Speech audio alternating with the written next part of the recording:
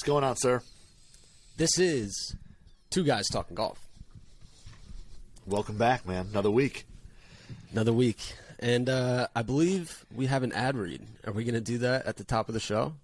Yeah. We got the money coming in. Exactly, man. Our boys, the boys over at Fujikura, good friends of ours. But hey, you know what? Ventus, #1 graphite wood shaft model on the PGA Tour, and Fuji is the #1 wood shaft brand. Talk to him. And you want to know what? Scotty Scheffler, #1 in the world. Ventus Black 7X in the driver, 8X in the 3-wood. Boy's a big hitter, so he plays the big boy shafts. But he switched to Ventus in January at the American Express. Since then, won 3 times on tour. So the last 4 event winners on tour all use Ventus in the driver and fairway. And wow. Scheffler and our boy Cam Smith. So Ventus wood and hybrid shafts available in a wide range of profiles for any golfer, any skill level. Check out FujikuraGolf.com and find a club fitter. Get fit for Ventus, man. That was an incredible ad read. Thank you. That was really casual.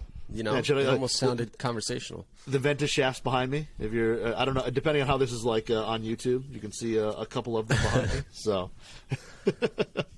Okay, so before we get into the topics, I got some travel stories, some unfortunate travel stories. Unfortunate? Well, we'll get into it. Okay. We got to talk about the hat. What is that hat you got on there? I got a question about the question mark hat. So and why it's upside down. So this hat is it is zero golf relation. Has zero golf relation. If you go up to the northern part of Michigan, up near Traverse City, there's a small city called Elk Rapids. That's right outside of Traverse City, Petoskey, all that. It's all in that area. And there's a little distillery called Ethnology. And they make a couple fire hats. And I bought one a couple years, or like 2 years ago when I went up. They had a 5-panel that I really liked. And then I walked in. We went up for a weekend this winter, and I rolled in. They got a little case. I was there ordering my drink, a little White Russian, and and they nice. put little twists on it. They do some like crazy cocktails. It's a pretty sweet place if you're up in Elk Rapids or near there. It's called Ethnology. And I looked over in the case where they usually have a little bit of merch, and I was like, dude, they had a couple rope hats, but I was like, the salmon one. And the guy, like the bartender's like, yeah, is it that salmon one's fire? I was like, why don't you go ahead and then add that to my order? So I got drop that in a bag for the kid. Exactly. So let me get a White Russian and whatever my wife was drinking and this hat. Like, let me get those 3. So just put it on the tab. Well, if you ever find yourself in Elk Rapids again, I will take one of those hats. I like it. All right. I like it a lot. I can probably get you one. I know a guy who's up there a lot. So. And I myself, I am rocking my beloved New York Mets. Put on for the people. Ooh, and I got a Brooklyn Brewery shirt on. So we both got the alcohol. We got the alcohol covered. We're just repping the booze I didn't have tonight. you pegged. All right. I didn't have you pegged for being a White Russian guy. That's out of nowhere. Ooh. I thought you just drank Miller Lite and that's it. No, I've I'm not going to say I have a sophisticated palate, in terms of what I drink, but I don't mind a little cocktail here and there, and a White Russian is solid. I've also gone down a dark path of Black Russians, which is deadly. What is that? Try is that like if I'm at a place, what is a it's Black literally Russian? like it's like Kahlua and vodka, like that's it. Oh my just, God. Oh, That does sound like a dark path. Oh man, but no, if I That'll go get to you a going place for the that's got some, they will. But if I'm at a cool place that's got some, some cool cocktails, something that sounds good, whatever, I have no problem, indulging. I guess we're totally off track, but I went to one time a wedding, and we were sitting down in the hotel, and there was a guy behind the bar. It was like a Holiday Inn, but the guy behind the bar was like a mixologist, or at least in my inebriated state, I thought he was. And dude, he was making me cocktails with like a smoke machine, like smoking whiskey and doing all these crazy tricks and all this stuff. And I had like a $250 bar tab when I got, woke up in the morning from that excursion, but had a lot of choice cocktails. At a wedding, you had a $250 bar tab? It was like the night before. So Okay, it was the night before. okay. We all went down to the bar, And everybody like kind of went to bed except like me and one other guy who just sat down there drinking like all night. And then the wedding was like the next day, so it was. But like I said, I'll have a good cocktail here and there. I'm a simple man. It's just Tito's and lemonade. Very simple. I don't have to think about it. Usually simple. Any bar or restaurant I go to, Tito's lemonade. Doesn't matter the occasion. Doesn't really matter at all. And you know where Tito's is made? I don't actually. Austin, Texas. Is it? And this is where my travel story begins. Look at that for a transition. Wow. So we got the Valero. Yeah, I know. We got the Valero Texas Open this week. I was on site. It's in San Antonio at TPC San Antonio. Now, flights from Phoenix to San Antonio are actually quite expensive. So, really, being the frugal company man that I am, save us some money. I flew into Austin. And then you just drive. It's like an hour and 15 minutes. Just pop on over to San Antonio. So I fly in. It's like a little bit delayed, and I'm taking a nighttime flight. I was supposed to land at around, 12:10, like just after midnight. We get a little bit delayed in Phoenix, about 40 minutes late. We don't land until 12:50. Okay. So I go, obviously a little bit tired. I'm a little tired. I'm ready to hit the hotel. Still got an hour drive. I'm like, oh, man. Oof. Long night ahead. I didn't know how long this night was going to be. So I walk on over to the Austin Rental Car Center to get my reservation. I go up to I won't say the rental car service because I'm a little frustrated. They didn't do anything wrong. Like, this isn't their fault. So I'm not, like, blowing anyone up. But I get to the counter, and it says, we are closed. We will reopen at 7 a.m. Oh, so no. I'm like, uh-oh. No rental car. I can't get a rental car. So I go to the rest of the ones that like are open. No cars. Oh. And there was like a group of us. It was probably 7 of us, kind of popping around trying to find a rental car. And they're like, yeah, we have nothing. And this rental car service was closed. So I'm like on my phone and I'm trying to figure out. Uber's out of the question because it's like $200 to get from. Yeah, way too expensive. That would have gone against all the money I saved on the flight. So it's probably 2 a.m. at this point, and I'm kind of exhausting all my options. Like, they have all sorts of rental car apps now, but like you have to get verified and you got to send your license and they have to confirm it's you, or you have to do it like 12 hours in advance. So I literally just can't get a rental car. Like, I got nothing, and it's 2:30, and at this point I'm like, what am I going to do? I'm going to Uber to a hotel and sleep there for like 4 hours? It's like, no, I'm not doing that. So I slept on the tile floor of the Austin Rental Car Center. Yep. Oh, no. I figured let's just wait it out. Let's just wait out. Oh. I know. It was awful. And I will say that tile floor isn't like the most comfortable sleeping situation. I haven't been in a sleeping situation that unfortunate since probably like college.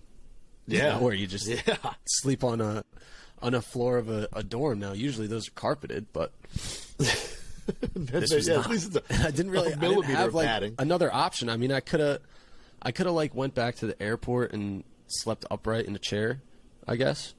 But like, I was tired too. You know what I mean? I didn't even feel like moving, and it wasn't great sleep. I'll tell you that. No. But so that's my unfortunate travel story. And that's a woke up fear of mine around. Yeah, I mean, I was never even fearful of something like that because it's just like never happened, and you don't really expect something like that. But they closed at 12:30, and I was 20 minutes late at the counter. I was 20 minutes late.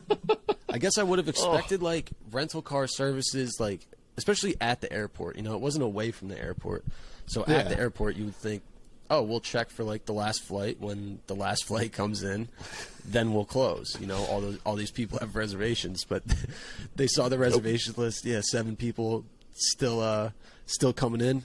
Screw them. We're going home. We're closing up shop, boys. We're getting out of here. The guy working at some date that night, he was like, you know what? I got this hot date. We're meeting up I'm out of here. Sorry. Oh. Yeah, that 12:30 post-midnight date. That's right. He was just like, I'm tired. I'm getting out of here. I'm going to watch Netflix. This is over. Oh, that's brutal. So eventually I did get a rental car, drove from Austin to San Antonio. I was quite tired that day, I will say. I considered going to like the hotel first and just catching some Z's, but they didn't have rooms ready. So I was like, all right. I mean, we're just going to go to the course, fresh off like 17 minutes of rental car center sleep. Oh. But anyway, so we eventually arrived at TPC San Antonio. And, okay, so before we get to actually equipment topics, we'll go to golf. Not quite equipment, though. Tiger Woods. He is. Thoughts? I'm really excited that he is confident enough in his physical abilities to be at Augusta, that he can play all week, you know, play 4 rounds and get that in. I don't know how well he'll play. I mean, he hasn't played a tournament round in how long? So to see how he plays, that'll be really interesting. My expectations for him are definitely low. It's not like 2019 where he's coming into it like playing some really good golf and, you know, being in contention. But like I said, I mean, I'm excited to see him there. I'm hoping he proves me wrong and makes the cut and is in contention on Sunday. Like, I hope that's the case. But it's pretty exciting to see that he's there, ready to walk, you know, all week, and physically his body's ready to go and ready to play. That part of it's super exciting. So he's playing. Yeah. Why wouldn't he? Yeah. Okay. Well, I just want to make sure. I don't think it's like super confirmed. I mean, that's what obviously everyone's thinking right now. But you said something interesting. You said 4 rounds. Yeah. So he's definitely making the cut. I mean, I don't know. I hate this because I could really see him like coming out firing like 78 first round. Here's the thing. I always come off, you and I, every time we talk about Tiger, I think everybody out there thinks I hate Tiger because I look at it. Because you do. I don't hate Tiger. But every time, like in these situations, and he proves me wrong, and I'm okay with that because I'm not going to set the expectations that he's going to win the Masters because I don't want to be let down in that aspect. Just for him to like make the cut, play 4 rounds, I think would be a huge accomplishment in his current condition. Huge. But you know, who knows? I may be proved wrong again. I think in 19 I said he had no hope of winning either, and he went out and won. So, but no, I'm super excited that he's there, and I hope he really plays well. I really do. It'd be huge for this Masters for him to show up and play well. He absolutely can't win, which means he's probably going to win. Exactly. Like, he has no shot of winning. He has no business even, like, playing. It's just so impressive. Like, his mental and physical willpower is just unmatched. Like 100%. Like, it's so impressive. I can't believe he's thinking about playing this Masters. I mean, we thought that he wasn't going to come back till the Open, or maybe we weren't going to see him at all this year. Like, the amount of back surgeries alone, like, he still shouldn't be playing golf. No. And honestly, and seriously, like he almost died in this car accident. Like, seriously, we're lucky that Tiger Woods is still alive. And has a leg. I mean, he even came out and said like there was like it was and has a leg where he might lose the leg. And honestly, I don't think there's any other golfer in that would have that same accident. And even don't even count the back surgeries and the knee surgeries and all that. Let's just say just the accident, have that bad of a leg injury and all that. I don't think there's too many other golfers who would be there playing at the Masters this year, like already. I think other people would wait. No shot. People have like minor thumb surgery or like some sort of, minor like ankle injury and they don't play. Yeah. They don't even think about playing. and he's probably just been rehabbing his butt off. Shout out to the surgeons and his physical therapists and just Tiger himself to get himself in shape.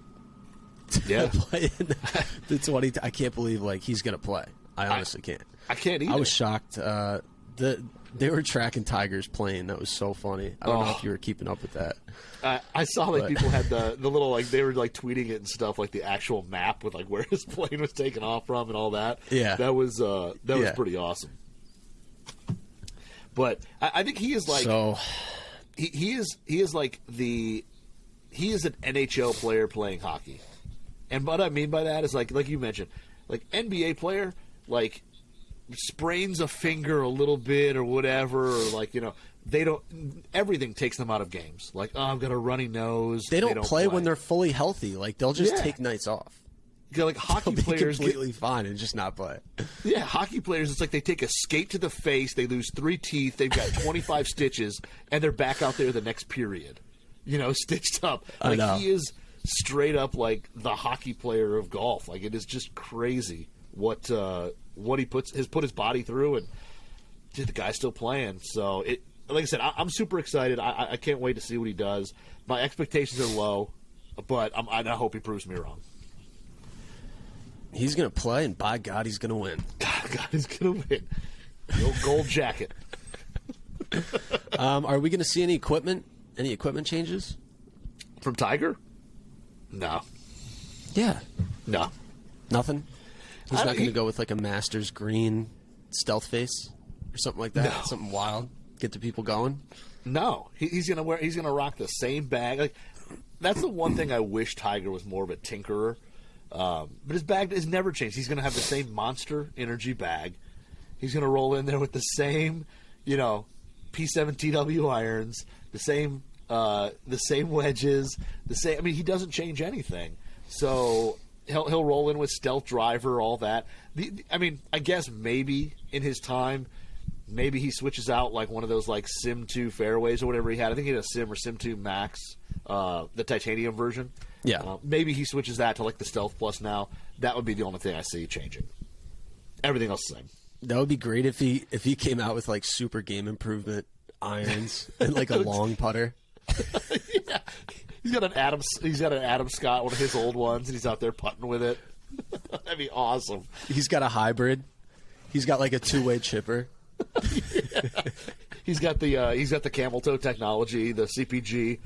The Camel Toe Technology Club, and it's just tinking balls. Part of me wishes he would do that. He would do that one time, show up on a Tuesday with just a completely different bag than he actually plans on playing, and just get the people so fired up. Dude, how we would lose our minds on Golf WRX. Seriously. If he shows up, if he brought a fake bag out. Oh. Dude, he rolls out with a driver, 3-wood, 5-wood, 7-wood, couple hybrids. The first iron in the bag's a 7-iron, and it's a stealth 7-iron. Comes out there with 4, high toe wedges. I mean, just totally just jacking with us. Oh, that'd be amazing. Yeah, absolutely amazing. He should do that. Graphite iron shafts, super whippy, senior flex, 60 grammars iron shafts. Dude, he's got a sense of humor. I could see him doing something like that. I should next time I get to talk to him. Hopefully I do. I'm gonna be hey, one time just on a Tuesday, have a backup bag and just mess with people super hard. Dude, that'd be amazing. The story. It'll get people going. Be a great laugh. That'd be so funny. Joe's just walking out with this bag, just with 1,000 head covers in it.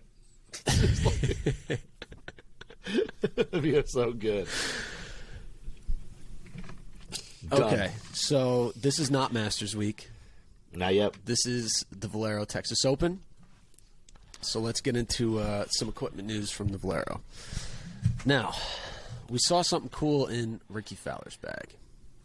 Yeah. Did you see this? Dude, huge fan. Yeah. So it's a black on black on black Mitsubishi Diamante shaft.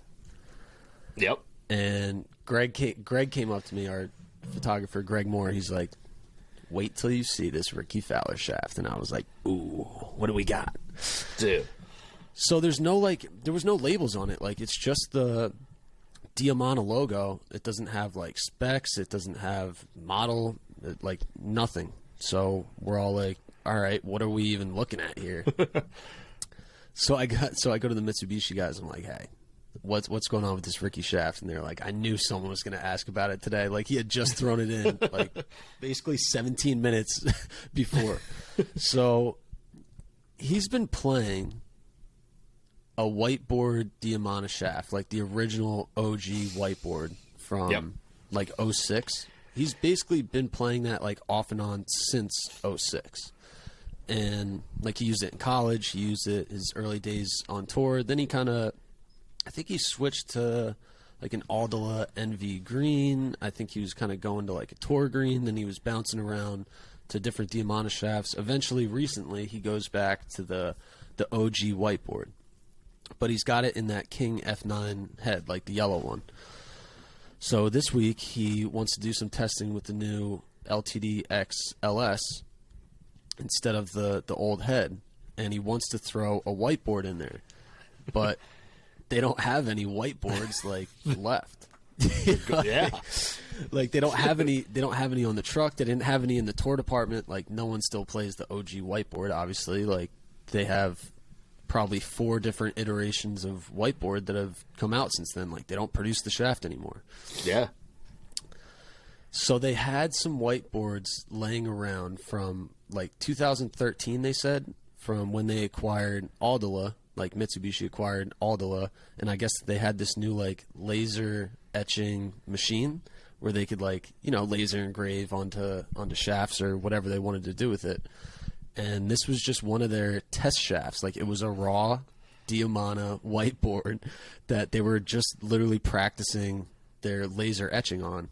And they had some of those. I don't know how many they had. I think like the way they were talking, it made it sound like they had more than one of these. But this might be the only one.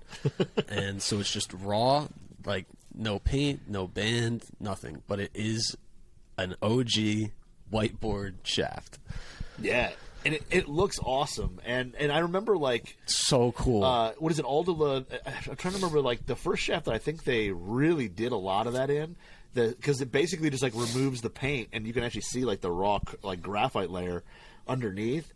And exactly. I think they did it for, like, Tour Green, Tour Blue, and then the Rogue 125, or the Rogue 125 MSI shafts that were, like, tour only. They etched out some of the little circuit board look that they had. They etched out some of that stuff for the tour ones. And I know some other companies now do this because, like, I've got, like, a Fuji shaft that has, like, a Golf WRX logo in it that's all etched out. Of course you do. Of course. Why wouldn't I? But shout out to our sponsor, by the way, Fujikura. But yeah, this Diamana, I mean, it looks sweet because it is like you could just see the old school oval Diamana logo. And I think he played like a whiteboard 73X. I think that's what he played back in the day. Exactly. But I think he's played just the same shaft, and I think he's shortened it over the years. Because I don't think he used to play. He plays at 44.5 inches, which is, I mean, quite short. I think the average on tour is probably just over 45 inches. So I know it's only a half inch, but when we're talking about driver, like 44.5 inches seems short. So I think he's kind of shortened it up over the years, probably just to get a little bit more accuracy. But he has been playing that OG whiteboard 73X like the whole time. I mean, I went back to his What's in the Bag on Golf WRX. I think we had one in like 2010, and that was the shaft he was playing. Yeah. And like you said, he like when he was still using the Titleist driver.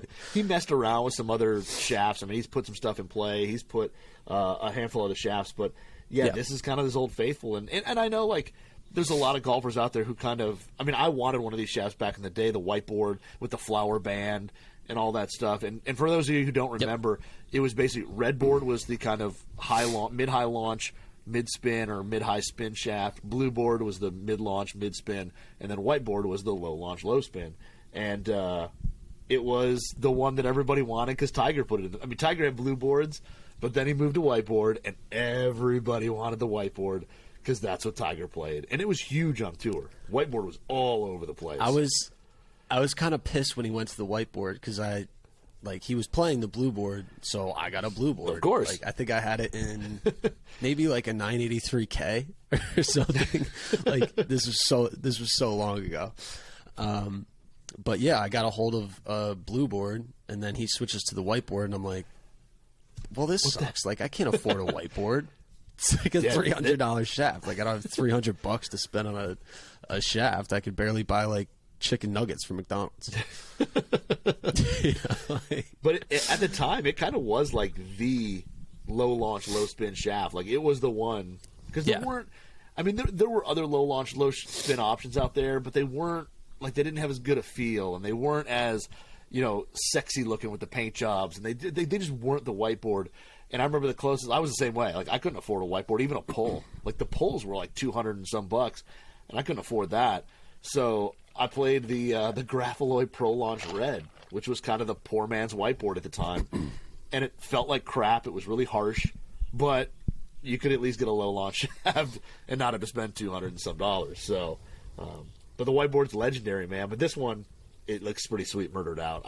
I almost look at it and be like, Mitsubishi should do like a limited run of that shaft. That's what I told them, because we have a story up on golfwrx.com if you're interested in reading that. Some exclusive inside scoop info there. But I told them, like, when this story goes up, expect a bunch of emails of people being like, release the Ricky shaft. Like, dude, I think they should. I think they should do like a limited edition run. I mean, it just looks really cool. Even if you're not going to play like the OG whiteboard. I mean, they could do something like that with the new Diamantas. I don't know how great that is for like brand recognition on TV. Like, of course you want the band on there, but it's just cool, like, for the people. And I think the story behind it is so intriguing that, I don't know, I think 50 shafts, sell them for like $600. You could probably make a nice little clip on there. I think even if you made like a couple, if you made a couple so moving hundred, along, it'd be good.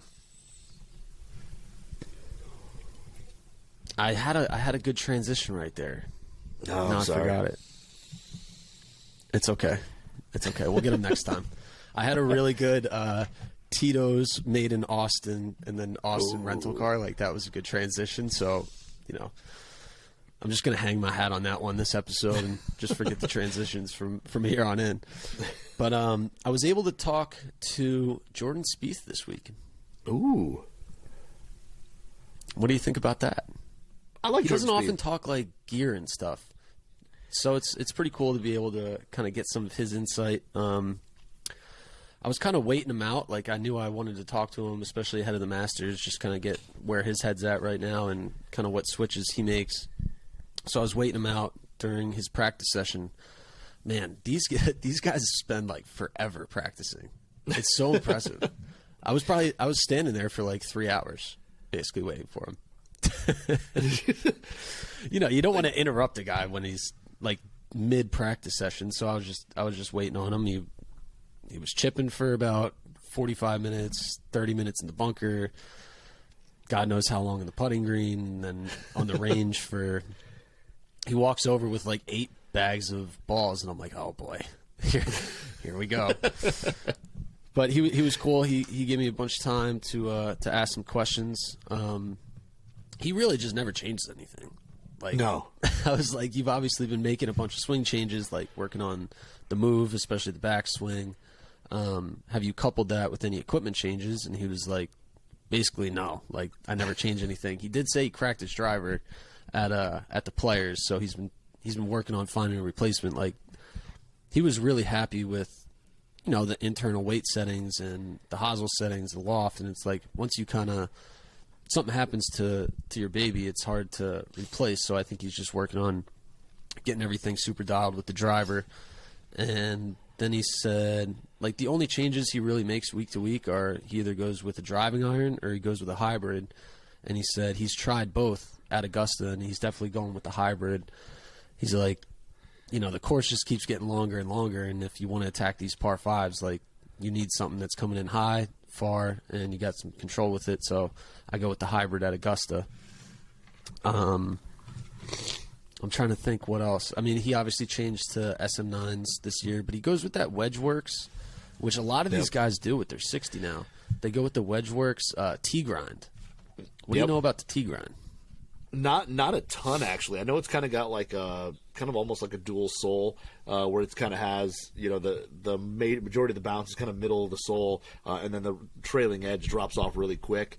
Which I think that part there is you can open the face, the leading edge doesn't come off the ground too much, which for Augusta would be huge because it's pretty tight. But yeah, that T-grind is in like all what's in the bags. I've actually personally never hit it. I've seen one in person, you know, holding it, and it definitely has a really cool look and it looks really sweet. But that T-grind, I think it says it's something like really low bounce, like it's a 6 or something like that, 6 or 8. It's really low. It's super low bounce, yeah. But I actually did talk to Aaron Dill a little bit about it, and he was saying, yeah, it's super low bounce. They want it to sit the leading edge flush on the ground, and then when you open it up, like it has a lot of heel relief, so it sits flush, like even when you have it wide open, and I think that's why a lot of the tour guys play it. Yep. He said a pretty large percentage of guys do use that T-grind, and I think it's currently available in the WedgeWorks system. Like, I don't think if you go to a PGA Superstore or like a Golfsmith or whatever that they'll have a T-grind, but I think if you want to buy it and try it out, I think you can go into WedgeWorks and like customize your own T-grind. Yeah. If I'm not mistaken. It may not be all the time, but I know they do almost always have a release of that T-grind at some point. Yeah, it looked to be, when I held it in my hand, it wasn't my wedge, of course it was somebody else's, but I held it in my hand, and they said it, like I said, yeah, 6-8 degrees of bounce, but it looked like it had a little more. Like the way that kind of V sole almost looked on it, it looked almost like it had a little more than that. But like I said, yeah, you set that thing down on the ground, open it up, you could probably hit it off your hardwood floor with no problem. Yeah, exactly. And I did ask Jordan, like, do you make any wedge changes, like anything with bounce there? And he was like, no, like, literally I never change my wedge bounce. Whether it's fluffy sand, Bermuda, bent, like, he just changes nothing. He's like, I don't use the bounce of my wedge, like I use the leading edge. You know, which is pretty interesting. And I think if you look at like his technique, he is, you know, he's kind of diving at it and he clips the ball first. And he's like, I never hit the ground first. If you watch the way I chip, like I don't contact the ground. Whereas probably I'd say, I don't want to put a percentage on it, but a lot of guys on tour do chip that way. You know? Yeah. So it's kind of just like a technique thing. And I think that's why wedge fitting and kind of matching the bounce and grind to your game is so important, because everyone delivers the club a little bit differently. You know, steep, some guys are pickers, shallow, use the bounce, don't use the bounce. So I think it's important to like identify that, and also just where you like typically play. I mean, desert golf's going to be different than where you play in Michigan, and I think that requires like getting the right tools in your hand.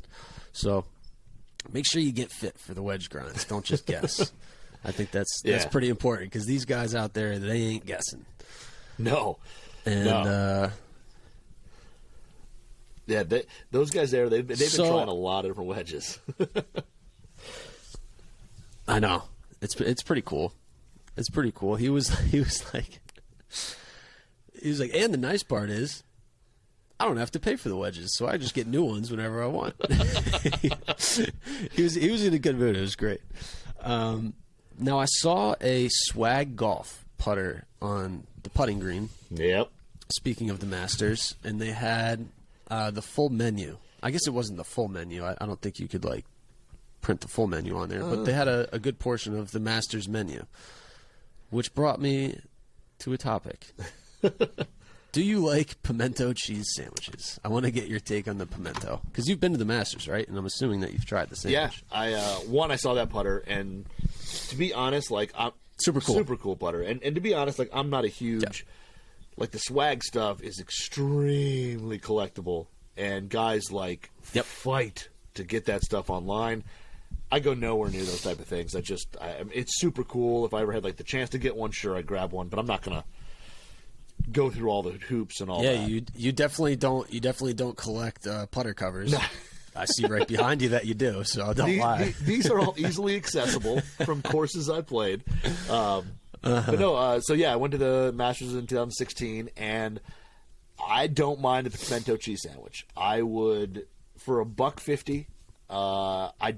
It's extremely cheap, and honestly, the taste isn't too bad. I would eat a couple throughout the day. I disagree.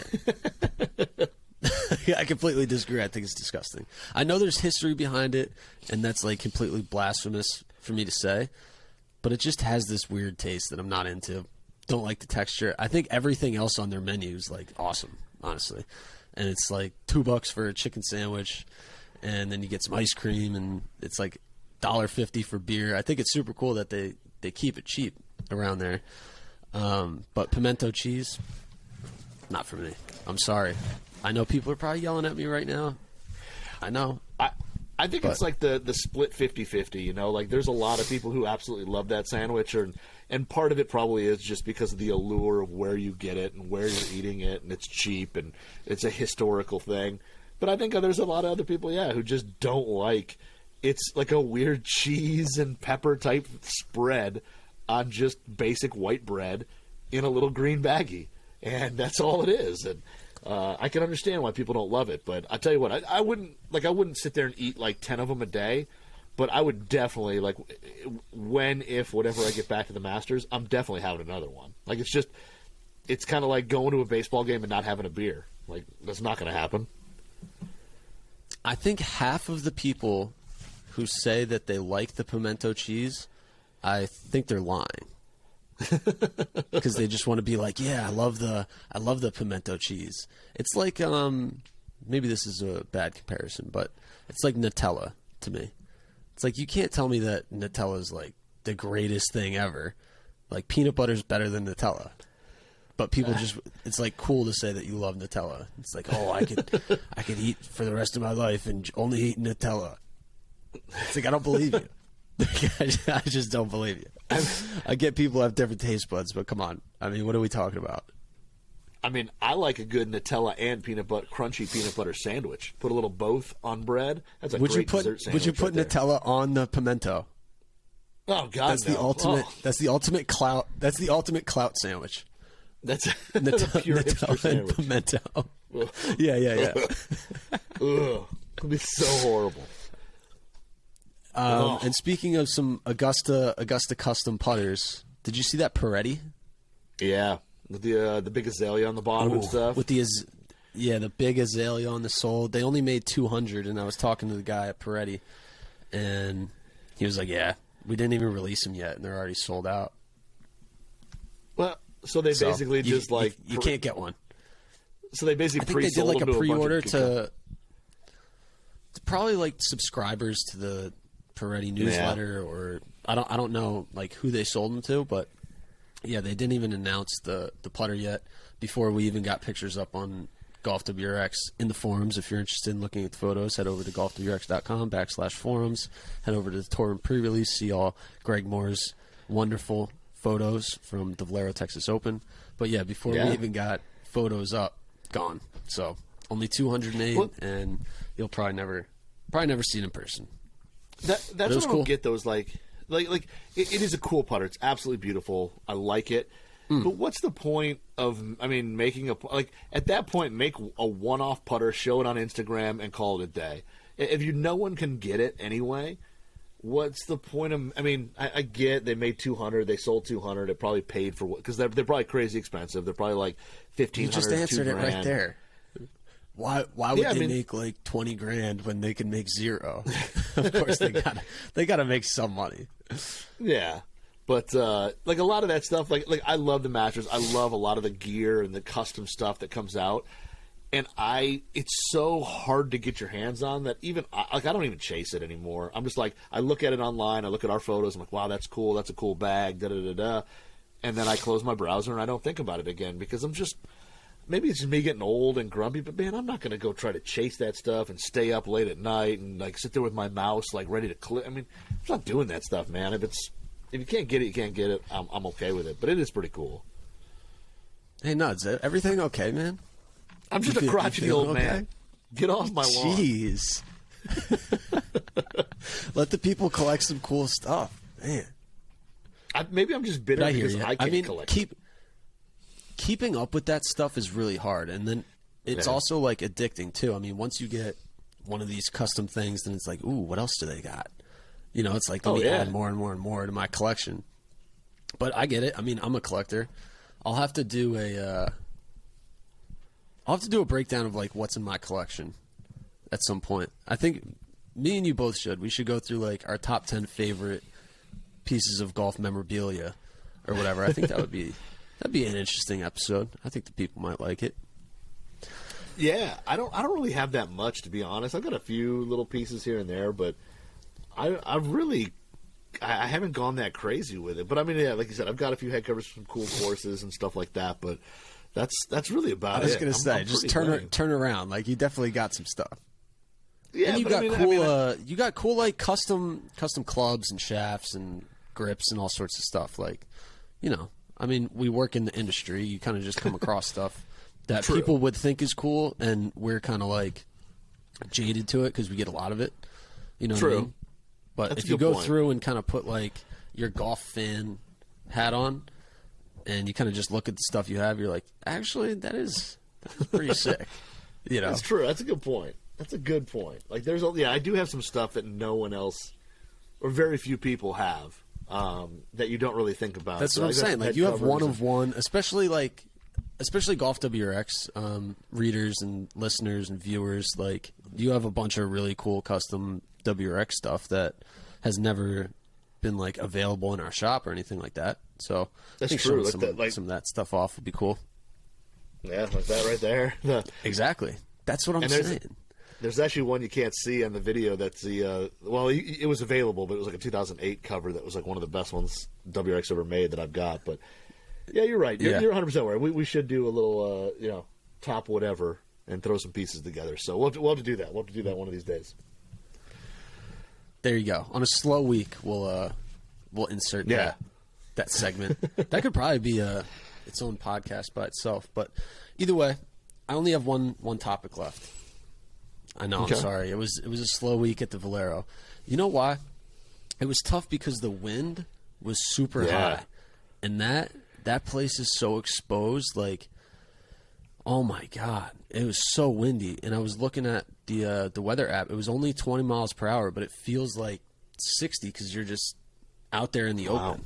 Like, you got no tree protection, especially on that range. So it was a tough testing week, and also it was even tough just like trying to look in guys' bags because they were all laid flat. Like, you don't want to have the stack bags standing up, but the wind's super high. Like, you don't want to crack a driver off by accident just having the bag like standing there. So not like a ton of equipment news this week, but I do have one cool little tidbit to take us out. And I don't think he's playing it this week. Go ahead. All right. Oh, no, I was going to say, I've got a very interesting story after this that I can tell you. But, yeah, let's rock this out before we totally cut it off. Beautiful. Yeah, I'll give the last little topic here. So, Jimmy Walker. Yeah. And this is a confusing topic because it's based on a previous topic we've talked about a lot, actually. So, Jimmy Walker, I don't think he's going to play this, but he's been testing out this Vokey wedge 9-iron. It's like 42 degrees. Oh, okay, okay. Yeah, so I think he's thinking about replacing like his 9-iron with a traditional Vokey wedge that's 42 degrees. And based on the brief information that I got from Dill, I don't think it's bent. Like, I think they made the wedge that way. I got to get like better confirmation on that to get exactly like what's going on with this club. But yeah, I mean, it's interesting, but it goes like directly against basically what Fratelli and Sam Burns have been doing, which is going like replacing their gap wedge with an iron like club. And even Fratelli, like he replaced his sand wedge with something that's not a traditional wedge, that's an iron. So that goes like completely against basically everything that we've been saying about like guys going that direction. Now Jimmy Walker's going further into the traditional wedges, so it's just like I don't know what's going on. I don't know which one's more forgiving and which one's better for turf interaction at this point. Like, I think I'm confused, and I think I need to do some testing on it to figure out, like, for myself at least, I know I don't speak for the 20 million golfers, but at least for me, I need to know which one is actually more forgiving, which one feels better for me, which one's better in terms of turf interaction, because I got to figure this out, because those are polar opposite things, and they're going in opposite directions. So, yeah, and Jimmy Walker is no stranger to trying some strange stuff. Like, he is open-minded when it comes to trying some gear, but super willing. He's always testing putters. He's always like doing weird stuff and changing steel driver shafts. And shafts. I think he went to a steel driver shaft. What was that, like 2 years ago or something? Yep. So yeah, it's really interesting. I mean, I can see a little bit of why, depending on, maybe he's looking at, hey, I'm going to play these pit shots, these whatever yardage, and the sand wedge sole look, whatever, is great for those shots. Yet I can still hit the full shots the distance I need to. But yeah, like you said, I mean, from everything that we're hearing out of Fratelli and somebody else, who was the other one? There was another guy. I think it was Sam Burns. Yeah, Sam Burns, who put in those, the sand wedge gap wedges. And they're like, no, I'm getting way more consistent numbers. The spin out of the rough's better, da-da-da-da. And now to see Jimmy Walker go the other way with it, I mean, it's completely the opposite direction. So now I'm just left completely confused. And not to be, I'm again, man, I hate saying stuff like this because everybody thinks I'm going to. Are you about to say some hater stuff?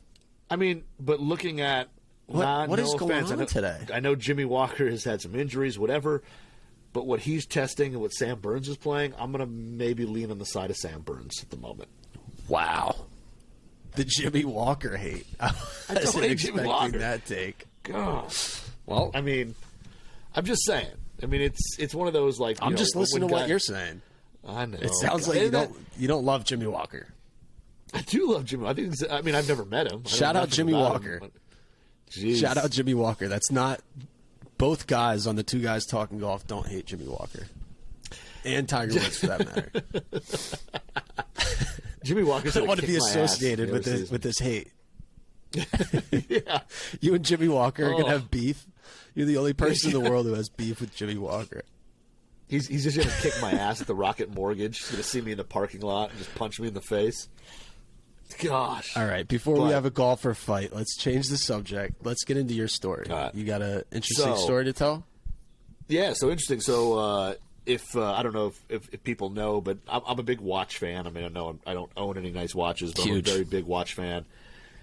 So I do a little. I do an article pretty much every week, but I do the Golf WRX What's on the Wrist Instagram account. So every week, whoever wins, I figure out what watch they're wearing. What's the Instagram account? You want to do a little plug? Yeah, why not? It's at WOTW _Golf WRX. So what's on the wrist? WOTW _ Golf WRX. So anyway, I'm always looking at watches and seeing what guys are wearing. And I mean, as much as I love Scotty Scheffler, the boy's won like $5 million this year. Go buy a watch. I'm so sick of him winning. Now you're hating on Scotty Scheffler? I'm hating on the fact that he doesn't own a watch. Wear a watch, bro. Oh, my God. He's the number one player in the world. I know. And he doesn't wear a watch. You can't afford, you can afford any watch you want, basically. I don't wear a watch. I know, but you haven't won a PGA Tour event yet. Now you're hating on me? No, because we've had the conversation, and you would wear a watch if you had the money to buy the one that you want. So don't even play that. If you were on tour, you'd have I need a gold Rolex Rolex Presidential. Yeah, you'd have the gold Rolex Presidential, the date. But so anyway, I Bubba Watson did a little story post on IG about he's had kind of three main watches that from Richard Mille that he's had, and the first one made all the big news because it was white and it was $450,000 and everybody went nuts. And then the current model, which is called the RM55. Goes for I think it's like 130 is retail, 130,000, something like that. It's a little less expensive. But in between, there was a very limited run of one called the RM 3801. And it was after he won his second Masters. It was like 2012. They made 50 pieces. That was it. They only made 50 watches of this special edition watch. And it had a G sensor in it. So when you swung a club, it would tell you basically how many Gs you produced during the swing. They only made 50. I think they made half of them in like a white case and half of them in a green case. And that was it. They made 50. Okay. They were $850,000 a piece. Oh my god! And like I said, very unnecessary. Few. If you search online, they don't there's none for sale right now. I mean, they if they were going to jump on the secondary market, they'd be well over $1 million to get one. So anyway, Bubba posts a thing that he. Oh my god! I mean, but it's pretty sweet. I would, if I had the means, I would snag one up. So anyway, Bubba posts a thing about him still wearing that watch. He's wearing the RM3801, the special edition one, and he just put a pink strap on it. Which our boy Greg sent me some photos of Bubba. He's like, hey, check it out. He's wearing a watch with a pink strap. But he couldn't get close enough where I could tell which one it was, so I didn't run with it because I didn't know. But anyway, he posted it. So I shared Bubba's post on the Instagram account of him, and I was like, this is an amazing piece. So this guy DMs me with a picture of that RM3801 on a wrist, and he goes, yeah, he's like, that is an amazing piece, so crazy. And I was like, wow, that's an awesome photo. Is that yours? And he goes, it was. He goes, I had it. I sold it a little while ago. And I was like, okay, like now we've opened the door. We can chat a little bit. So talking to him. And I was like, so you had, like what was it like? I mean, like you had a watch that no one, 50 people in the world ever owned. And he was like, yeah, it was pretty cool. He's like, I walked into a boutique. Like Richard Mille has their own boutique stores that only sell certain pieces sometimes. And he's like, yeah, I walked in and it was like, 2015 or 13, something like that. He goes, I walked in and they had it there and I bought it. And I was like, you just bought it like right out of the shelf? And he's like, yeah. He's like, the guy just walked in, the guy, was working there. Like they had one. He showed it to me. I was like, ever seen the green one? He goes, I've never seen the green one. He's like, the green one is the super rare. But this guy and I went back and forth talking about watches for 20 minutes, and he said, yeah, I owned it. It was amazing. Said it was just absolutely beautiful piece. The photo he sent me was perfect. But chatted with a guy who actually owned one. And he said it was pretty cool. He's like, it's pretty cool having a watch that no one else only 49 other people own it, and you never see another his collection must be nuts. Like aside from just that, if he's willing to drop that kind of money on one limited edition watch, like he probably has some heat. Should we get him on the show? Should we do a little watch segment on the show? I haven't fully asked his name, whatever, anything yet. So I don't know. I don't know. A lot of those guys don't like being super public about that stuff. So maybe we'll see. I'll have to play it out. But a super nice guy. I understand that. He was test the waters. He asked, I think doing a little 10-minute interview with him, that would be cool. We had, Maurice Allen showing off his shoe collection and his golf collection last week was really cool. We could do it with watches if you want. I know you're super into watches. Obviously not into golf merchandise, apparently, but we get fired up when the watches. It's a Bubba Watson Masters Edition watch, so yeah, technically it's a golf piece, it's a Masters piece, but just fair. To talk to somebody, I'll give you that one. But just to talk to somebody who owned one for a few years, it was kind of cool, and I was blown away. So it was pretty fun conversation we had. So pretty interesting. What's your pie in the sky most favorite watch ever that you really want? So my holy grail, which actually him and I had this conversation because I said that's a top 5 for me. That's probably 2-ish. That's pretty close to 2. Wow. Big words. I know it's crazy expensive. I know it's most people would look at that and be like, that's absolutely insane that you'd spend that much money on a watch and da-da-da. I get it, but when you understand how much engineering and how much hand built, hand finished, how much goes into these things. That's what I love about it. But anyway, so my number one watch, and it's not anything super, super crazy. It's actually pretty old. I think it was kind of an early, I think it was an 05-ish, 06. I don't remember the exact year, which is funny. But it's an Audemars Piguet. So you don't know how to pronounce it. Dude, it's pronounced a couple different ways. So Audemars Piguet Royal Oak Offshore, Juan Pablo Montoya edition in rose gold. And I think it's 26030 is the reference number. And it's all rose gold. It has a leather strap that's stitched like a racing suit. So it's got the square stitching on it. And then the bezel and the crown guards have carbon fiber inserts. The dial's a little bit of carbon fiber. And the reason I love it so much is that it was the first watch I saw on a DuPont registry when I was a teenager that I fell in love with watches when I saw it. I was like, that is so cool. It's such a cool piece. And I just loved it. And right now, I think the last time I checked, I think they go for like $70,000. Still, they're about 70,000. They only made like 500 of them, so it's not the craziest piece in the world to get, but it's that's my holy grail. Like if I ever came into the money, that's the watch I'd buy. The first one. At least. I basically have no idea what you just said, but it sounds cool. I'll have to Google it. I'll also have to Google how to say the name of the Audemars. The last. I think it's Audemars Piguet. I won't even try. Audemars Piguet. I'm pretty sure it's that. I'm pretty close. I'm gonna look it up. I'll verify, and we'll come back next episode, and I'll either rip you for getting it wrong, or big up you for getting it right. Yeah. But don't get it twisted. This is two guys talking golf, not two guys talking watches. Although, nope. Maybe we should have a running little watch segment coming up. Just a little 2-3 minutes every week.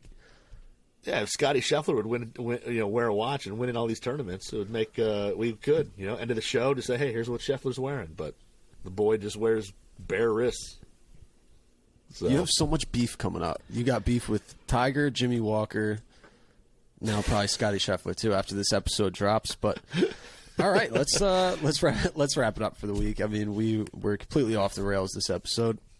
Apologies. Next week we'll be super focused on the Masters, but we'll see you next week. Excited. And this was two guys talking golf and watches.